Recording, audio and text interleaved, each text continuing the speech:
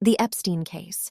How a single 1996 complaint eventually became a documented pattern. On August 29, 1996, an artist named Maria Farmer walked into the NYPD's 6th Precinct. She said Jeffrey Epstein and his partner Ghislaine Maxwell had assaulted her at a property in Ohio that summer. She also said her younger sister Annie, 16 years old, had been assaulted too at Epstein's ranch in New Mexico. The precinct told her to call the FBI. She did.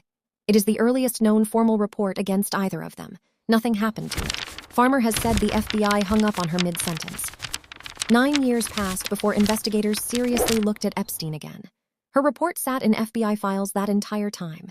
It didn't resurface publicly until 2025, released under the Epstein Files Transparency Act.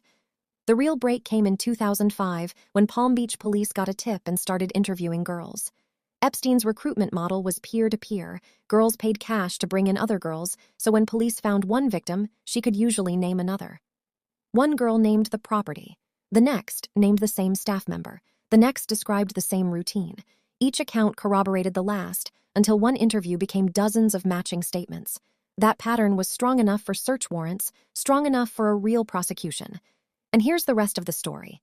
In 2007, the U.S. Attorney's Office for the Southern District of Florida, under Alexander Acosta, shut the federal case down instead. A drafted indictment was never filed. Epstein pleaded guilty to state charges and served 13 months, largely on work release. Acosta has said it was the best outcome he believed he could get at the time. The referral chain didn't end in 2007, it just moved slower and into public view. Virginia Giuffre named names and gave testimony. Civil lawsuits followed. Other survivors, like Jennifer Arraoz and Sarah Ransom, came forward independently in the years after, on their own timelines. And hundreds more were identified through the Palm Beach investigation, most still protected as sealed Jane Does by court order.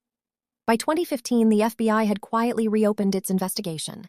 In 2018, the Miami Herald put the case back in front of the public. In July 2019, Epstein was arrested on federal sex trafficking conspiracy charges.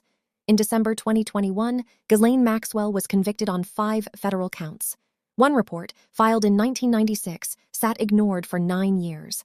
It took a second investigation and a recruitment structure that worked against its own architect to turn one voice into a pattern nobody could look away from. We're just wondering, how many more patterns are still sitting in a file somewhere, waiting for someone to ask the second question?